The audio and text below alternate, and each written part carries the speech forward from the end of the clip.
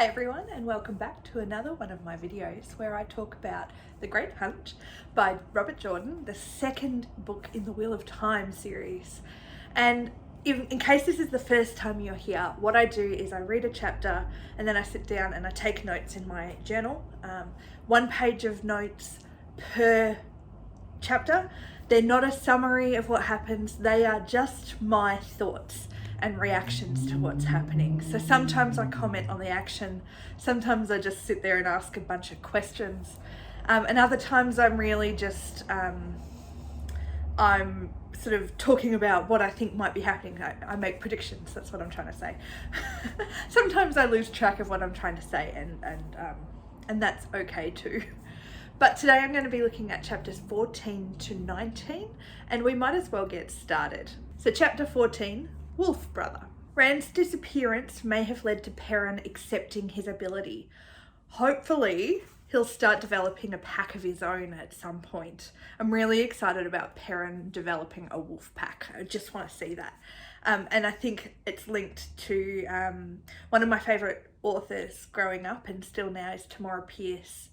And one of her series is about someone who has their own wolf pack. I love it.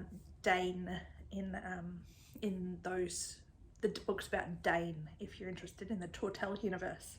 Ingtar's acceptance and welcome of Perrin's abilities must have surprised him. Hopefully it would help Perrin accept his abilities a little bit more. Maybe the more people accept it around him.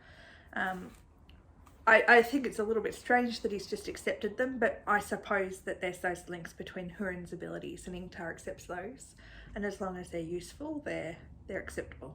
Perrin really does have a low opinion of himself, or at least what others think of him. On page 234, he says, who others thought moved and thought slowly. So he understands or believes that other people think that he moves and thinks slowly and therefore isn't overly smart, and that might be what people think about him, but we're definitely seeing that that's not the case. He's got a lot more going on.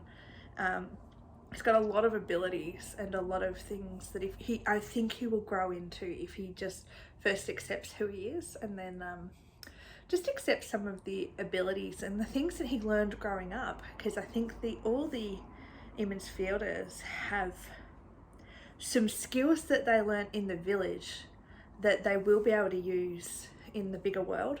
They just need to learn how to work in the bigger world first. Mat is still a pain, questioning Rand's loyalty, Perrin's ability, basically everything, and he's just being plain rude. So Mat, he's just not a very nice person, so I don't have much more to say about him, really. Neither Perrin or Mat in this chapter really appear worried about Rand disappearing, which I thought was really interesting. Mat's comment on page 238, maybe it's Rand, I knew he wouldn't run out on me, shows that he values Rand's loyalty, if nothing else. So they don't think, both Perrin and Mat don't seem to think that Rand has run away, but that makes me wonder why they don't appear more worried, but maybe they're just hiding it. But Perrin's not sort of putting about that he's overly worried. Verin's appearance, obviously I think Moraine has decided she couldn't leave the boys' hunt to chance, but also needed to give them a little bit of space, so she sent Verin instead of going herself, I think. Or Moraine has very important business elsewhere that she needs to go and deal with and couldn't be there, so she wanted someone else. But then I did sort of raise the question, did Verin come of her own accord? And then why did she leave her water behind? Why is she on her own? Does Verin has her water, right? Something's odd about this. Either Verin has been sent by Moraine or she's come on her own. Either way, it's a little bit strange. Chapter 15, Kinslayer. On page 243, I start by quoting, always something new, always something I didn't expect. and sometimes it isn't horrible. This was Rand after watching and hearing Lowell sing Tree Song and craft a staff. It feels like Rand is in awe of it, and it feels so awe-inspiring just reading about it. I would love to see and hear that myself.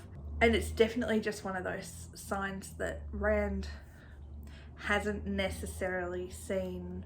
He's seen a lot of new things, but he hasn't always been able to appreciate them. But this is one of those things that just feels so special. He's continuing to learn of command in this sense, realizing he can't voice all his fears and he must protect the morale of those under his command, if you will.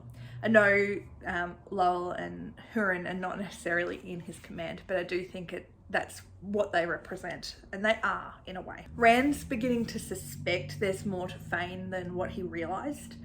He's begun to think of them as Fane's Trollocs and dark friends as opposed to the dark ones. He hasn't yet realised that Fane isn't running from him and from the rest of the group yet, rather that he's leading them on a chase, and I wonder when that bit of realisation will happen. Will it be too late for him to stop whatever happens, or will he be able to sort of get ahead of Fane a little bit? The Dark One's presence. Does he have greater access to this place? Was he really there, or at least a part of him? Will Rand realise and accept he's actually not dead, or not? Or will he not? Honestly, it's taking Rand a while, but I think it's taking a while for his brain to catch up with what's going on. Lots of seeds of doubt are planted, especially about Moraine. Even knowing the Dark One lies, Rand believes him because it confirms what he wants to believe about Moraine. Page 249, the Dark One says, "The girl who tries to watch over you." That's Egwene, right? I believe, because all they want is to protect each other, Egwene and Rand. It's this double. They both want to protect each other. It's not one of them protecting the other and the other one not caring. The Dark One's face reveal makes me think of Phantom of the Opera and like, if you've seen that, when his face is revealed. But so much more horrific than that has ever been. Will the heron mark scar, is this now going to be like a permanent part of Rand's palm? Given the cloak and the sword, and now this, Rand's just going to be covered with heron marks, which I'm guessing means something. I think that's linked with part of the prophecy we saw earlier. Did we see the prophecy earlier? I think. Chapter 16, In the Mirror of the Darkness. Quite a few drops of information about Kyrian. Will that be the next city they visit, or will they miss it altogether and just sort of disappear? Because I really thought that they were going to Ilion in this book and they haven't gone there, so maybe I'm missing something. Maybe that's where Verin wants to go, given the library is there. Maybe she wants to go and find something, and that's why she journeyed with them, because they're going in the same direction. Maybe. I don't know. Rand's getting lots of Lord practice, which may come in handy later, especially things like not explaining himself to Hurin.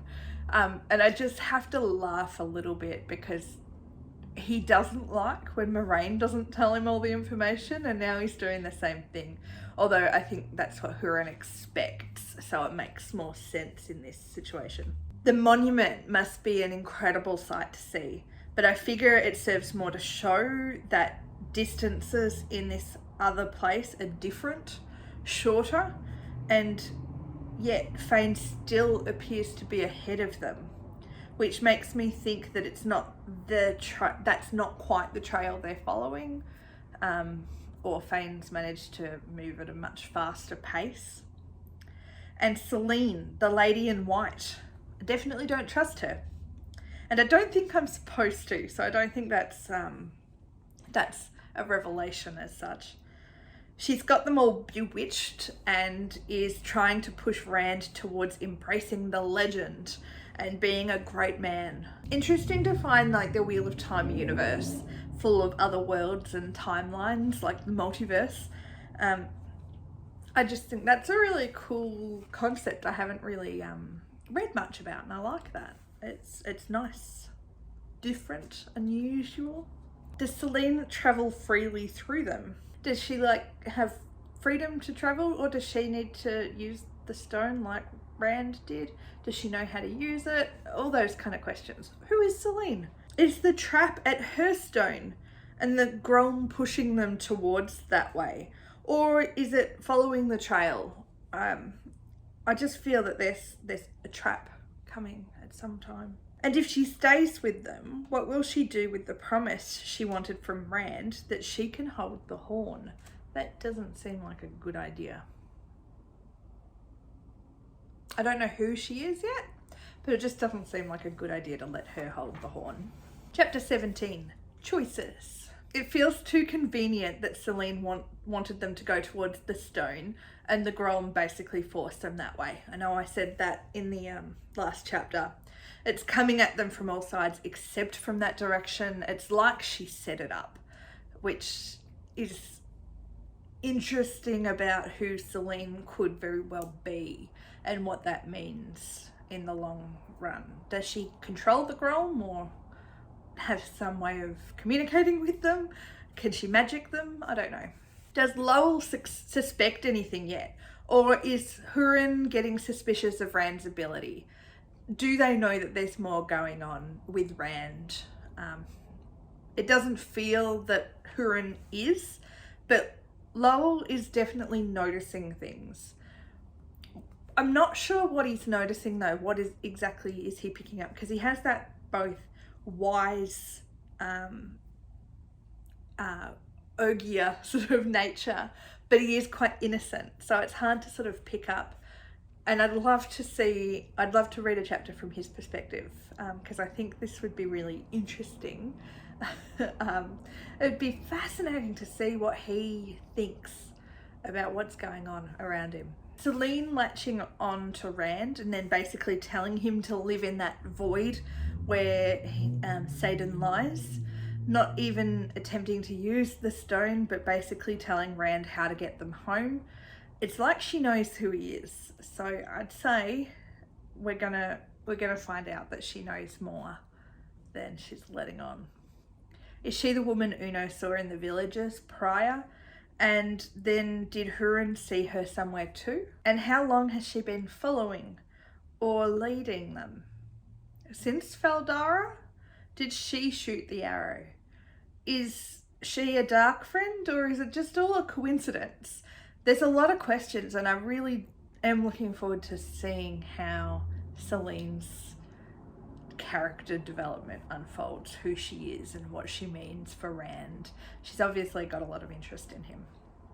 I really don't like not knowing, but I also don't mind not knowing. I think it's, I feel very uncomfortable about her being with them, and I would like to feel more comfortable about it, but I just don't think that that's a good thing. I actually like sitting in this uncertainty of not knowing anything about her. I think Robert Jordan is doing a very, very good job of drip feeding information about her, and as we go on learning more about her, I think he has done an excellent job of that.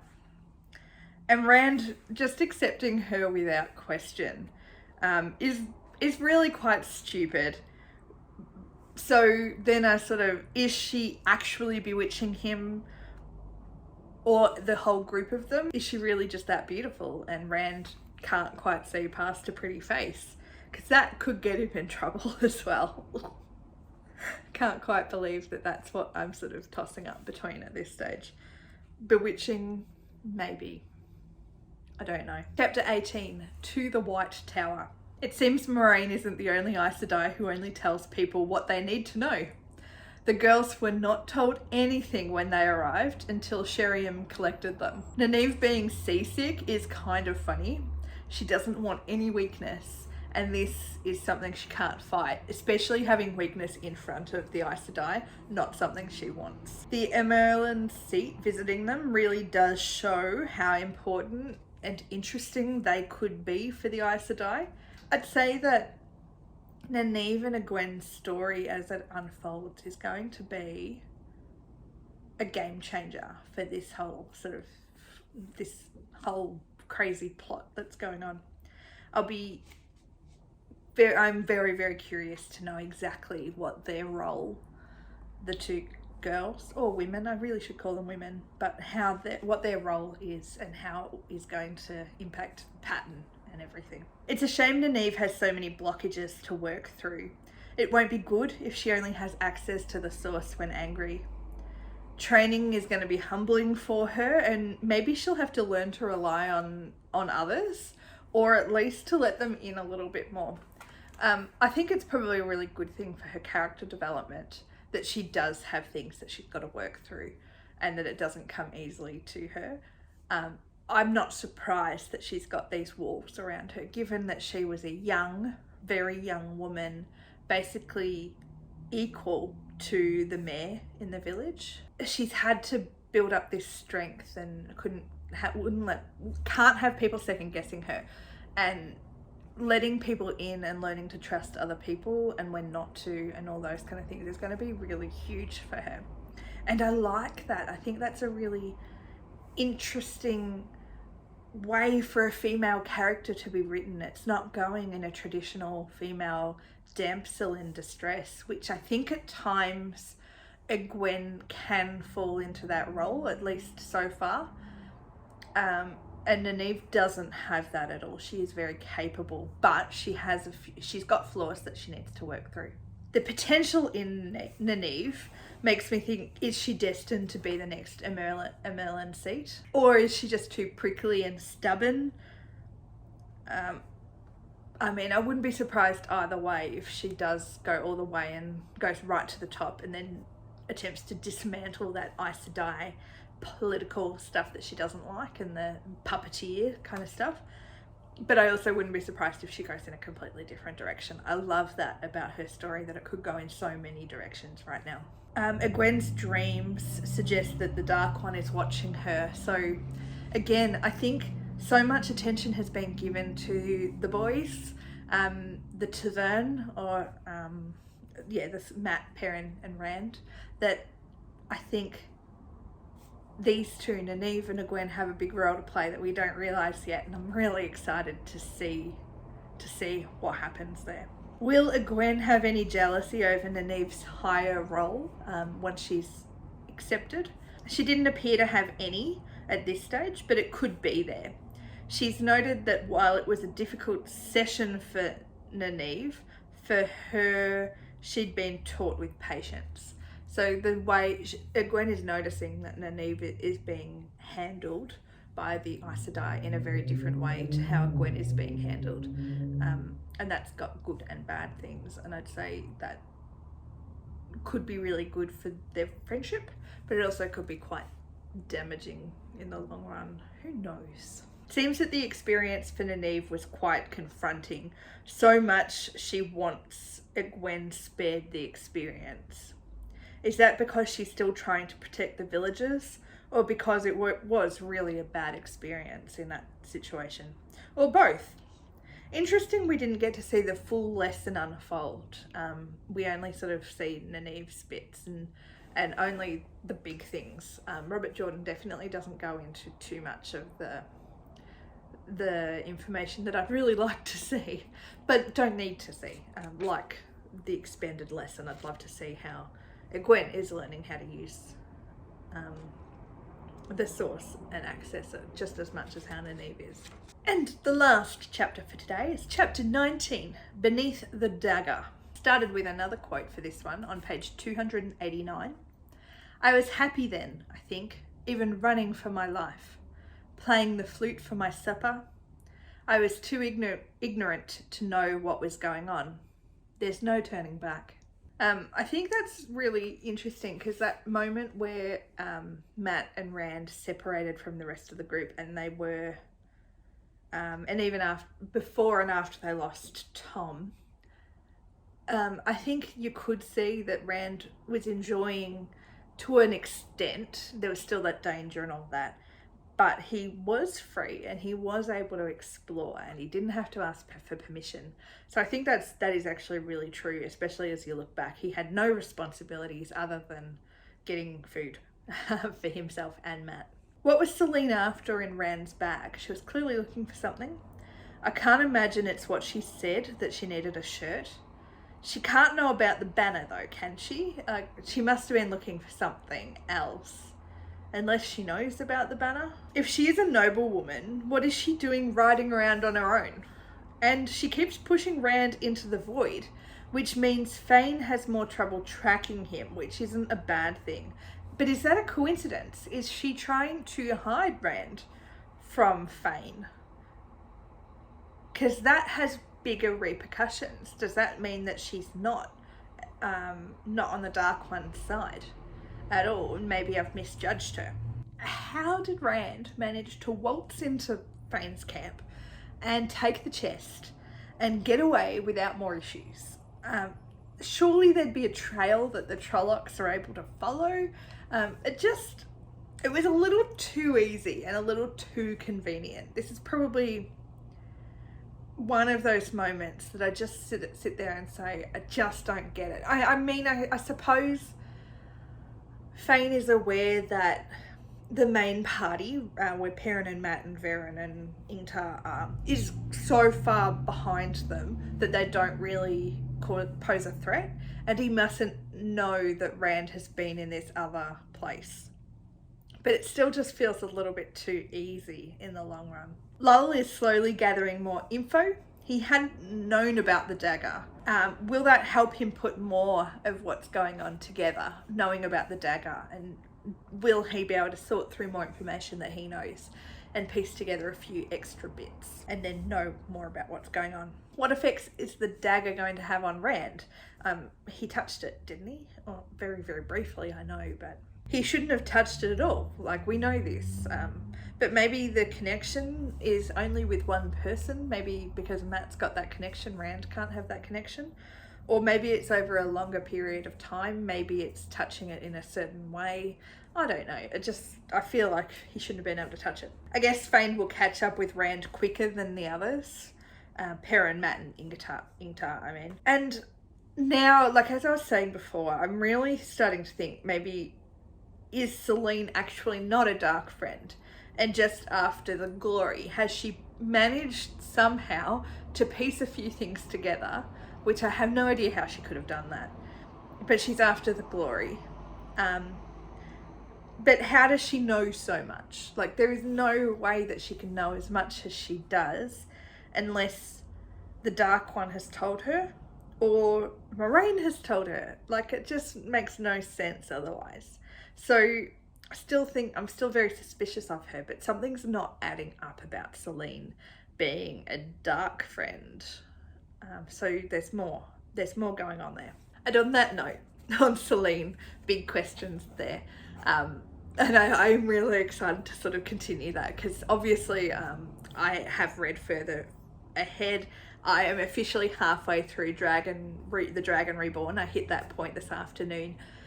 And it's taking me a little bit longer to read this one just because I've got so many other things going on for work and for some study that I'm doing and a few other things. So I am further ahead, just not as far ahead as I would like to be. But knowing where this is going for the next, for the rest of this book is really exciting. And so I'm hoping that you are sitting there questioning things. I know I've written things down and I'm like, seriously, what are you saying? Like, this is clearly not the truth, or you've missed the point of this, or any of those kind of things. But I'm really loving it. I'm loving going back over my notes. I'm hoping you're enjoying hearing my thoughts, and I hope that you can get down in the comments and tell me what your experience was. I really would like to know, when you read these chapters, what did you think? Without any spoilers, don't spoil it for anyone else. What did you think about Selene? How did you feel about Verin? All those kind of things. What did you think was going to happen next? Did you think some of this was a little bit on the convenient side? Let me know down in the comments below. Like the video, subscribe to my channel, and I'll have another video out in a couple of days.